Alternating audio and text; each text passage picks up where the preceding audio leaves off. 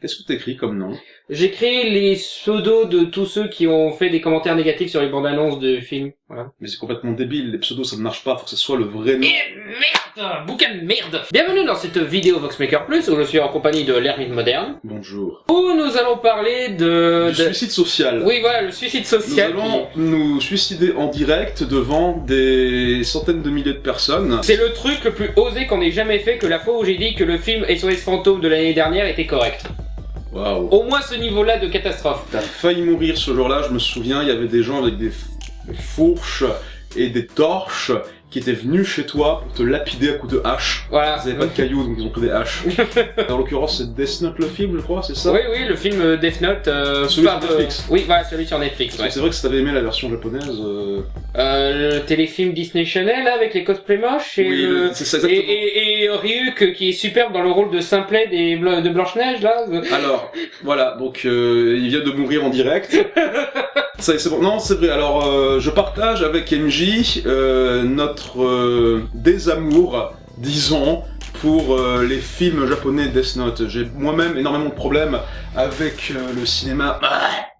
Avec le cinéma japonais actuel. C'est tellement mauvais que ça me fait bien cracher des boules de poils. Oui, j'ai un truc dans la gorge. Le cinéma japonais a un problème au niveau de sa façon de former de nouveaux cinéastes, de nouveaux réalisateurs. C'est une industrie qui est beaucoup plus, on va dire, consciencieuse de créer des produits multimédia que de faire du vrai cinéma. Et beaucoup de gens qui sont dans le cinéma japonais sont plus des gens qui ont l'expérience des séries télé, des dramas, que de faire vraiment du cinéma avec des ambitions, une mise en scène et des moyens de cinéma.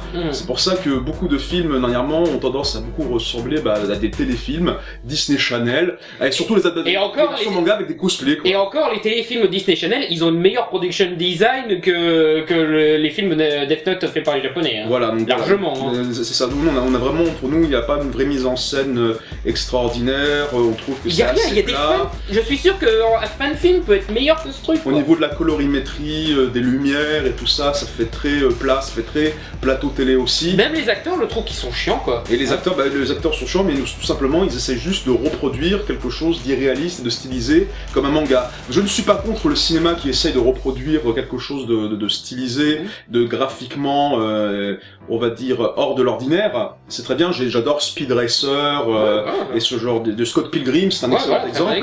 Mais là, en l'occurrence, c'est une mauvaise compréhension de ce que c'est que de reprendre le style. C'est juste comme je l'ai déjà dit plusieurs fois, des cosplayers qui reprennent les mimiques et qui surjouent et qui gueulent. C'est la pire façon de faire la copie juste pour faire de la copie. Voilà, c'est pas un vrai film. C'est ça. Le film de Netflix, par contre, c'est un vrai film. Le film est réalisé par Adam Wingard, qui est quelqu'un qui a l'habitude des thrillers et des films d'horreur et d'épouvante. Voilà, qui a commencé avec des segments dans des films d'horreur comme VHS ou ABC of Death. C'est ça, ce sont des anthologies d'horreur, il y a plusieurs petits courts-métrages d'horreur qui s'enchaînent les uns après les autres. Et après, il a fait des longs-métrages en soi, comme Your Next, et le remake Blair Witch que j'ai pas vu, mais tout le monde dit que c'est de la bouse, donc...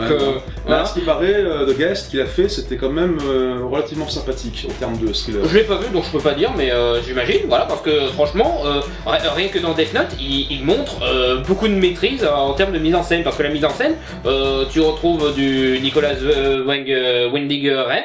Voilà. On va mettre son nom en bas. Oui, voilà, parce qu'il a un nom compliqué. Le mec qui a fait Drive. Colorimétrie un petit peu à la Drive, justement, mais tu as aussi une ambiance à la Carpenter, voilà, avec la musique très années 80, les moments de tension, ou même le logo de titre. Voilà, le logo, c'est les logos de The Thing. Voilà, ça ressemblait beaucoup, oui. Voilà, et déchirer le... Voilà, tu as même un petit peu du Fincher dans l'aspect thriller, enquête, voilà. Et même dans la mise en scène, la couleur, les noirs... Le côté anxiogène de la vie, voilà, tout aussi, voilà. Et même du Edgar Wright au niveau des transitions. Un petit peu, ouais. Voilà, parce que des fois, t'as la caméra qui bouge, voilà, et pourtant, ça colle parfaitement, quoi. C'est des multiples références qui arrivent à donner une véritable identité visuelle au film, voilà. Rien que là-dessus, les films japonais méritent même pas d'être qualifiés de films, là. Non, mais franchement, ça ressemble vraiment à un vrai film. Maintenant, c'est vrai qu'il y a un côté hollywoodien, certes. Maintenant, c'est une façon de faire pour un film comme Death Note, ça méritait ce genre de niveau d'ambition. Je pense que Netflix était conscient qu'il voulait faire vraiment un gros film avec cette franchise. Netflix met vraiment le paquet au niveau de ses ambitions visuelles, au niveau de ses films. Ils veulent vraiment qu'il y ait une expérience totalement grand cinéma à l'intérieur des petites télés, ce qui a justement été un grand enjeu au moment de la tentative de montrer à Cannes le film Okja de Bong Joon-ho. C'était vraiment ambitieux, c'était vraiment pas du téléfilm, c'était vraiment... J'aurais imaginé voir ce film en salle, et franchement j'aurais imaginé voir ce film Death Note vraiment en salle aussi. Ça le mérite, hein, franchement, l'ambiance sonore et tout. L'ambiance sonore, mais c'est vrai que je suis sûr qu'il y aurait eu des moments où pour améliorer l'aspect film d'horreur, ça aurait été bien d'écouter ça en son surround. Ouais, tu sentirais le rire de William Dafoe juste derrière toi et tout, voilà. Ça, mon rêve, je veux que William Dafoe me susurre des mots d'amour en ricanant. Je connais pas William Dafoe, voilà. Oui, j'ai dit William Dafoe. Ouais. Putain, fils de bon. Je veux que William Dafoe me fasse des mots d'amour dans l'oreille en rigolant très fort comme le gobelin vert. Le bouffon vert plutôt. D'ailleurs, il est un peu comme ça en fait. Il était un peu en mode bouffon vert, mais c'est approprié. Voilà. Bah, en fait, justement, c'est rigolo justement parce que justement dans Spider-Man 1, le bouffon vert, Norman Osborn, c'était un petit peu vraiment une espèce d'ombre maléfique, d'alter ego qui le suivait, qui parlait avec lui, qui apparaissait, disparaissait à sa guise, une espèce de mauvaise conscience. Et je pense qu'il a réussi à se retrouver dans le rôle de Ryuk en faisant ça. L'aspect mauvaise conscience, l'aspect vraiment démon tentateur qui s'amuse de l'humanité le serpent, à la fois tout simplement. Voilà, c'est le serpent de la Bible quoi, avec la pomme, les Adam et Ève et tout. Voilà. En fait, mais Ryuk n'a été que le déclencheur. Il lui a donné la possibilité, lui expliquer comment ça marche, et surtout il voulait voir du sport, il voulait voir du jeu, il voulait voir du fun. À aucun moment il intervient directement. C'est ça en fait le vrai serpent tentateur. Mine de rien, ce que je pourrais appeler la Lilith de ce qu'aurait pu être Adam, parce que ça c'est marrant, dans la Kabbale, il n'y avait pas que Adam et Ève, il y avait Adam et Lilith. Ouais. C'était la première femme, mais c'était une femme qui défiait l'autorité de Dieu et qui essayait d'amener Adam vers un chemin de traverse en quelque sorte. Et c'est là qu'on en vient à Mia. Voilà. C'est là qu'on en vient à Mia. Alors là-dessus... on va revenir au personnage. Ouais. Je vais dire un truc, on va dire les choses carrément, comme ça on est clair. Ce film est super américain. Ah oui. Football. Football. Ouais, mais après sexe. Course-poursuite, flingue, gore. Course-poursuite, il y avait un petit peu dans le manga quand même. Pas autant aussi bien mais voilà. Il y a des moments, c'est très américain, il y a des poncifs, le montage où il y a Light et Mia, qui est l'équivalent de Misa, qui sont en train de make out, de se faire du Hollywood night sex, là, pendant qu'ils sont en train de tuer des gens. Bah, vous avez pas de moment potato chips, vous avez le moment cheesecake, plutôt, là. Vous avez le moment moule frites, si vous voulez ce que je veux dire, à la place. Voilà, je vais prendre cette moule et je la mange. Voilà, mais après, c'est jamais inapproprié, comme dans Dragon Ball Evolution, c'est pas juste parce que ça plaît aux jeunes, non, c'est parce qu'ils veulent planter un décor, ils exploitent l'aspect tentation de la Death Note en mêlant ça à du sexe, et puis aussi c'est une enquête policière, au bout d'un moment il y a quelquefois des courses poursuites, voilà. C'est-à-dire que c'est crédible, ils ont dit qu'est-ce que ça se passerait si le Death Note tombait aux États-Unis sur un adolescent américain, bah c'est ce qui s'est passé, ça a été crédible dans l'idée, parce qu'il y a vraiment aussi des poncifs, genre le lycée avec le joueur de football, les pom-pom girls, le bal de promo, les bullies, ce qu'on appelle là, les gros durs qui te maltraitent à l'école, qui te volent ton argent pour le goûter, et les trucs comme ça. Mais après c'est généralement en fond pour se concentrer sur le véritable truc important, à savoir la Death Note, ce que tu vas faire si tu chopes la Death Note, etc. Et voilà. C'est très intéressant en fait justement, il y a effectivement beaucoup de changements par rapport au manga d'origine, il y a l'essentiel, il y a le concept, il y a le personnage de Ryuk, encore une fois Willem Dafoe super, surtout que, encore une fois, gros moyen, il a été filmé en performance capture, le même procédé qui a été utilisé pour la planète des singes, Avatar, pour capturer le jeu d'acteur d'un être humain physique, pour le transporter dans et qu'il connaît très bien vu qu'il l'a fait aussi pour John Carter. Voilà, c'est vrai, c'est vrai. Personnage qui est avant tout dans l'ombre, mais bon, ça valait le coup. Oui, ça c'est vrai que Ryuk, à plusieurs reprises, il apparaît souvent sous une forme d'ombre noire cachée derrière des vitres, en arrière-plan avec ses yeux jaunes. Ce qui est beaucoup plus efficace que de juste le montrer comme le fait le film japonais. Là, en train de flottouiller. Oui, voilà, en train de faire le bonnet comme ça, se baladant un petit peu partout. Là, dans le film Netflix, chaque fois qu'il est à l'écran, il est toujours sublimé, quoi. Que ce soit avec la lumière, avec la façon dont se positionne le personnage. Caché derrière des bocaux de verre. C'est une entité. Là, tu sens l'entité de la mort. Assis sur une chaise de dos, montrant juste son dos. Pour parler de façon dramatique et détachée, poursuivant des personnes qui ont la conscience peu tranquille derrière des vitres pendant que le tonnerre et les éclairs apparaissent. Il y a vraiment un côté mauvaise conscience démon qu'on voit dans des films basés sur des films gothiques, des films années 30 de l'Universal, ou des adaptations de films, des adaptations de romans d'Edgar Allan Poe, tu vois. Ouais. Genre j'imagine tout de suite Ryu qui arrive en mode jamais plus. Voilà. Ils se contentent pas de recopier le manga, ils s'inspirent de tout, voilà, ils prennent de multiples inspirations pour redonner de l'intérêt à cette vision. Ils font une adaptation, quoi. Mais quand même, ils reconnaissent les racines japonaises en montrant un moment, t'as Ryuk qui apparaît sur des fresques japonaises, vraiment dans le style peint à l'encre, tu vois, et qui est du coup un bon rappel des racines japonaises du projet. Parlons d'autres personnages aussi. Alors Light, Light, il est pas aussi connard que dans le manga. Ils ont voulu le rendre plus attachant. Pas au début. Ils ont voulu le rendre plus attachant et je trouve que c'est beaucoup plus subversif d'en faire un mec un petit peu sympa au début. C'est-à-dire qu'il y a beaucoup de gens qui se plaignaient qu'il était peut-être un peu bête, qu'il n'est pas jusqu'au boutiste, qu'il n'est pas comme ça. C'était ce qui était intéressant, ça crée une tentation, ça crée un dilemme. En fait, c'était intéressant, ils ont vraiment changé un truc, mais en fait, ça te donne vraiment l'impression en fait, que le Death Note est tombé sur un autre personnage qui est intelligent aussi, mais qui n'a pas les mêmes états d'âme, les mêmes objectifs et le même genre de détermination. Light est un personnage en fait qu'ils ont voulu faire en sorte que sa connardise, son aspect froid, soit une surprise vers la fin et qui se dévoile au fur et à mesure. Le truc, c'est qu'à un moment... Qu'il soit corrompu, quoi. Il voulait que sa corruption se fasse de façon progressive, plutôt que ça se fasse à mi-chemin, comme c'est un peu arrivé dans le manga. Là, ce moment-là, tu vois, Light n'était pas encore prêt à faire les sacrifices qu'il était capable de faire, comme dans les premiers épisodes où direct, il a tué des agents du FBI et la femme d'un agent du FBI. Ouais. C'est plus le rôle, justement, de Misa, comme je l'ai dit, qui est la Lilith, qui est le serpent tentateur, le vrai serpent tentateur cette fois. Ils ont pris le côté fangirl d'une autre façon. Ils ont fait de Mia, l'équivalent de Misa, une fille un peu sombre, qui cherche quelque chose d'interactif, d'excitant, qui cherche une justice absolue, et qui cherche surtout du pouvoir et de l'excitation. Et le truc, c'est que là où Light voulait juste s'arrêter aux criminels et aux méchants, et hésiter à s'attaquer à d'autres gens qui lui faisaient obstacle, elle, direct, c'est non, c'est important, il faut montrer que Kira, il a des couilles, il faut pas s'opposer à lui. Bon, allez, on tue ton père. On tue ton père, hein? Non. Après, le problème, bon là, je mettrais un mauvais point pour le film, c'était un peu téléphoné parce que t'avais une scène dans la grande roue où t'as Mia qui dit juste, mais enfin, faut tuer tous ces fils de pute qui essayent de t'opposer, ouais.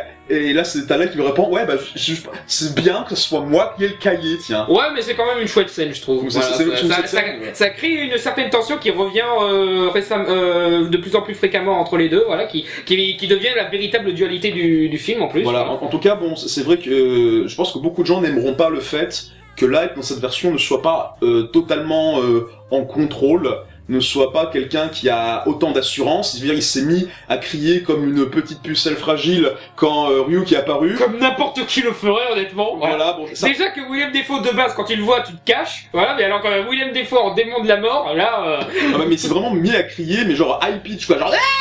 Comme ça, il s'est mis à... Shia LaBeouf dans Transformers 2, c'était limite ça. mais bien amené. Voilà, je trouvais que c'était bien plus marrant que dans Transformers 2. Voilà, est-ce que ce moment devait être marrant? Est-ce que ce moment devait être sérieux? Je crois qu'il devait être un petit peu les deux. Oui, voilà.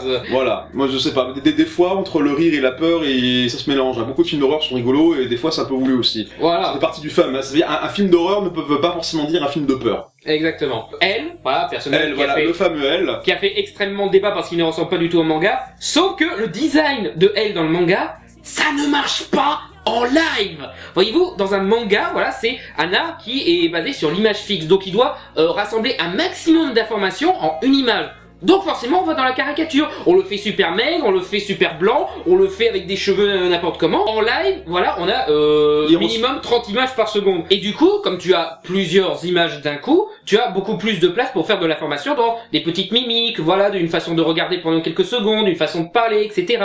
Ce qui fait que l'acteur apporte beaucoup plus de nuances que juste s'il était mal déguisé, quoi. Je crois que dans le cinéma, le minimum d'images par seconde, c'est plus, je sais pas, 24, comme ça, mais je vois ce que tu veux dire. Ressentir aussi un petit peu la chair, les pleurs, les tremblements de lèvres. Ouais, la façon dont il évite du regard les gens, voilà, qui retranscrit un petit peu ses petits problèmes, un petit problème de sociabilité, voilà. En l'état, c'est surtout pour ça en fait que je trouve, et que tu trouves aussi que les versions japonaises ne marchent pas. Là, oui, voilà, parce qu'ils se contentent d'être posés comme ça. Mais c'est surtout en fait, j'ai l'impression qu'en fait les adaptations live essayaient absolument de coller à la mise en scène de l'animé réalisé par Tetsuo Araki. Même pas, non, il colle même pas au style de l'animé, parce que l'animé, il y a des couleurs, il y a des mouvements de caméra, il y a des ambiances, il y a même pas ça dans le film japonais. C'est vrai qu'il y a un peu ça, oui, mais au moins pour le côté animé, c'est vrai que déjà Araki a un côté hyper dramatique, très, je dirais pas pompeux, mais très envolé, avec beaucoup de moments, tu vois ce que je veux dire? Ouais, voilà, parce que ceux qui disent que les acteurs surjouent trop dans le film, vous avez pas vu l'animé. Le moment, je vais manger une chips comme ça, c'est le mec qui a ralenti, zoom sur la chips, il croque, il y a des petites étincelles lumineuses au moment où la chips il croque. Le mec, c'est le style Araki, c'est d'ailleurs le style qu'on trouve un peu dans l'attaque des Titans qu'il a aussi réalisé. C'est très cœur vaillant, battant, in your face. C'est très on va dire c'est très over the top. C'est over the top, mais un over the top qui essaye de se donner des accents de noblesse en fait. Ça servait à rien de le reproduire. Justement, ils ont voulu faire un film qui ressemble à un film, avec des acteurs qui jouent comme des acteurs de film. Voilà, d'ailleurs les acteurs sont excellents. Elle, le premier, qui arrive à bien amener le côté enquêteur surdoué, mais qui lui apporte aussi une certaine humanité, une certaine tension émotionnelle, une certaine une pression, une véritable intensité au personnage. Il a de la peur, il a de l'inquiétude, il a de la rage. Et c'est vrai que ça mettra en colère beaucoup les fans de manga. Moi je trouve que ça renforce la dualité avec Light, parce que du coup elle montre des faiblesses, et eux commencent à faire à devenir comme Light un petit peu. Je pense qu'ils essaient de donner d'autres motivations aux personnages, montrer d'une autre façon la tension, la rivalité qu'il y a entre les deux, sur le fait que chacun essaie d'avoir le dessus sur l'autre d'une façon ou d'une autre, et surtout pour le final.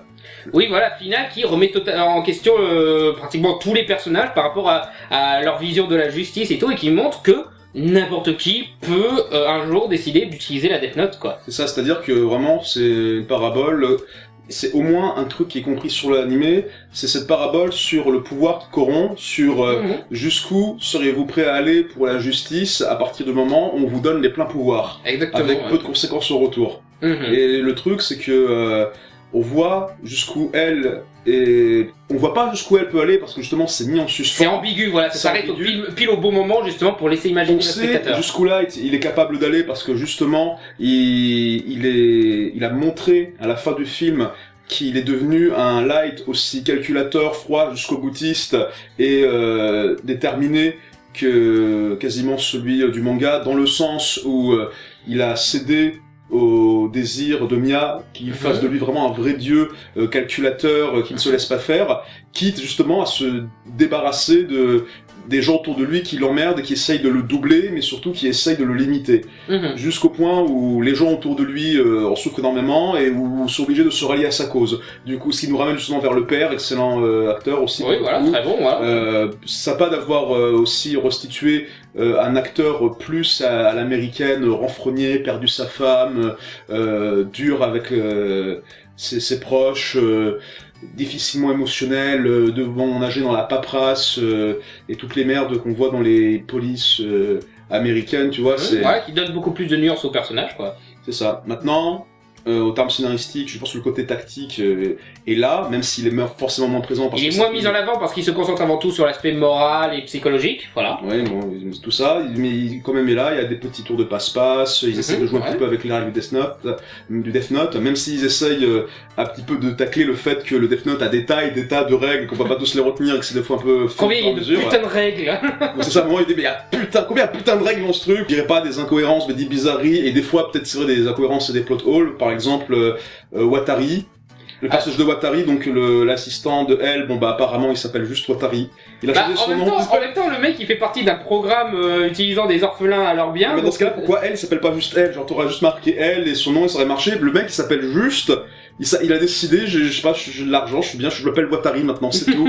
Et parce que juste marquer Watari, ça suffit pour que le contrat... si son nom c'est légalement Watari, tant mieux pour lui, mais elle, elle, c'est le plus important. Watari, c'est censé être juste un intermédiaire, donc il est moins important, donc il a pas droit à une identité cachée, quoi. Je sais pas, ça c'est de l'extrapolation d'autre part, on essaie de trouver, on va dire que c'est pas très grave. Par contre, le coup des fichiers secrets... Ça, j'avoue que là, c'était un petit peu bizarre, si au moins ils avaient récupéré trier les dossiers ou de le laisser dans ce bâtiment totalement délabré. C'est ça, c'est-à-dire qu'en gros, ils ont repris l'idée d'avoir des surdoués qu'on a convertis secrètement en détectives du manga, même s'il n'y a pas la présence de M et de N. Mais du coup, il y a un moment où Watari, justement, doit aller dans un orphelinat d'un couvent où ils élevaient en secret des super détectives. Voilà, qui laisse imaginer les spectateurs sur les origines de elle et tout. Et le truc est totalement délabré au milieu de nulle part, dans un coin qui est tout moisi, tout pourri. Il y a tous les dossiers ici, sans que personne les garde, on sait pas. Les garder ou les brûler au moins. Quoique si à la limite c'est gardé parce qu'il y a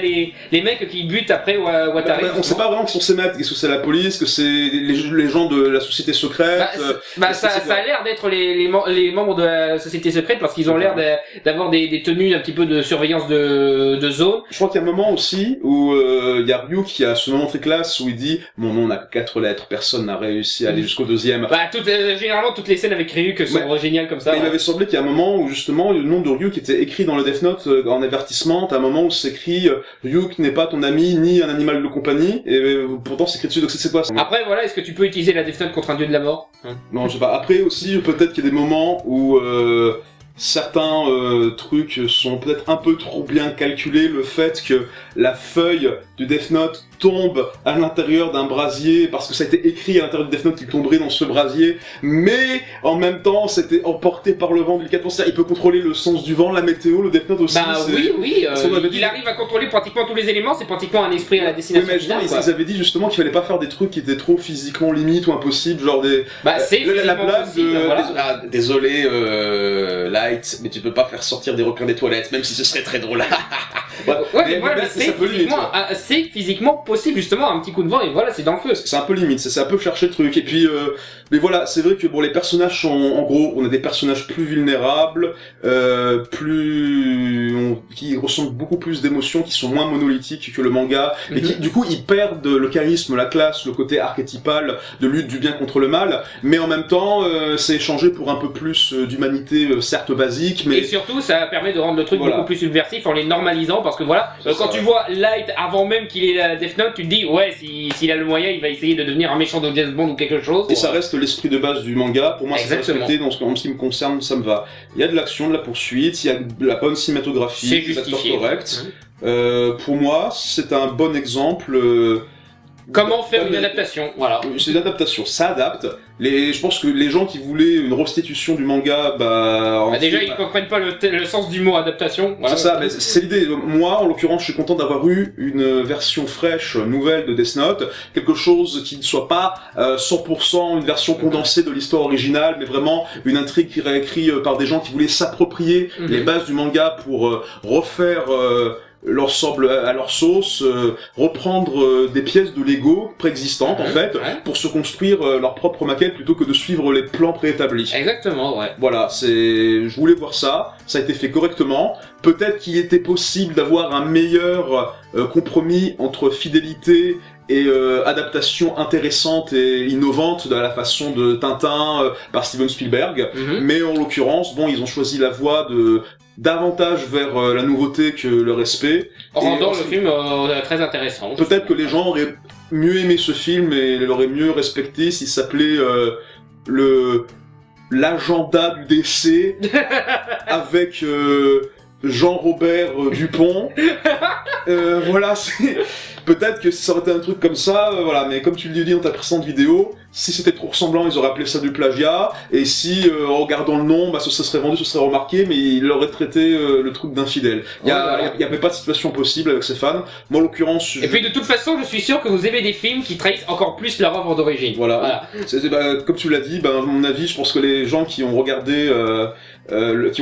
Jurassic Park, si c'était des lecteurs du roman Jurassic Park, ils ont dû pas aimer kiffer leur race non plus, quoi. Ouais, voilà, exactement. Voilà. Pour moi, c'est pareil. Est-ce que justement les gens qui ne connaissent pas Death Note l'apprécieront davantage? Est-ce que du coup ça leur donnera envie de découvrir l'anime et le manga? Pour moi, c'est l'essentiel. Justement, peut-être, c'est une porte d'entrée de l'Occident pour mener vers l'Orient. L'anime est sur Netflix. Oui, voilà, je voulais en revenir parce que ceux qui se plaignent des adaptations parce que ça remplace le manga, parce que du coup les gens retiendront le film plus que l'animé. L'animé est disponible sur Netflix. Voilà. Parce que Netflix c'est un des plus gros distributeurs d'animés international. Ils ont produit leurs propres animés et tout, donc ils sont dans votre camp, hein. C'est juste, ils ont voulu faire une adaptation, c'est tout. Et puis, dans Death Note, y a pas un mec qui s'est fait décapiter par une échelle. Ouais, exactement. Voilà, les morts à la Death Note, à la destination finale sont C'était très rigolo. Voilà. J'ai rigolé très fort à ce Et en plus, moment-là. c'était justifié parce que si tu regardes bien, c'est juste les premières utilisations du Death Note qui sont montrées de façon gore. Après, c'est montré de façon clean, de façon banale. Voilà, ça permet de justement de restituer le choc d'avoir tué quelqu'un, mais au bout d'un moment, tu t'y habitues. Voilà. Et aussi, voilà, le fait d'accentuer le gore, ça va avec le plaisir malsain de voir quelqu'un mourir, qui va avec les thématiques de la Death Note, encore une fois. Voilà. Donc, très bien mené en termes de mise en scène, d'idées d'acteurs, voilà. Quelques imperfections dans le scénario comme le coup des dossiers, mais voilà, rien de réellement handicapant. Je pense que c'est plus dommageable dans le sens où il y a un côté mystère thriller, donc forcément, quand il y a des trous scénaristiques, ça fait plus mal que ça aurait été un film de science-fiction, de magie ou de fantasy ou genre de choses. Ouais. Peut-être on n'a pas saisi s'il y a des moments où les règles du Death Note n'ont pas été respectées, ou s'il y a... dans l'ensemble, si, elles ont été respectées. Mais bon, il y a rien qui nous a choqué au premier visionnage. On va voir après d'autres visionnages, mais puisqu'on a une première impression, Death Note est un bon film de mystère et de thriller qui a eu le malheur d'être issu d'une franchise super célébrée dans le monde geek et otaku. En ce qui me concerne, je mets à ce film la note de c'est mieux que les films japonais sur 20. Sans problème. Dragon Ball Evolution, si t'enlèves le fait que ça soit infidèle au manga, c'est un film de merde, c'est un mauvais épisode de Smallville. C'est mal filmé, c'est mal joué, c'est moche. Et Death Note, si t'enlèves le fait que c'est adapté de Death Note, justement, c'est un très bon thriller, voilà, bien mené, avec une super mise en scène, d'excellents acteurs, voilà, un bon film, quoi. On se quitte là-dessus. Voilà, vous pouvez envoyer vos commentaires de haine et vos harcèlements dans les commentaires, on ne les lira pas. Et si ça va trop loin, peut-être qu'on vous bannira aussi. Voilà, donc non, un peu plus sérieusement, merci d'avoir regardé cette vidéo jusqu'au bout. Ça te fait un film polémique de plus à ton palmarès, monsieur. Oui, voilà. D'ailleurs, j'ai été surpris par Pirates des Caraïbes 5. Il y a des gens qui ont réussi qui essayent de défendre ce truc, ouais, mais autant Death Note, je m'y attends, mais Pirates des Caraïbes 5 quand même, hein. Ouais, et puis surtout, le dernier mètre de l'air, quoi. Ah bah ça, ouais, d'ailleurs, toi, maintenant, tu as ton dernier mètre de l'air avec ce film-là.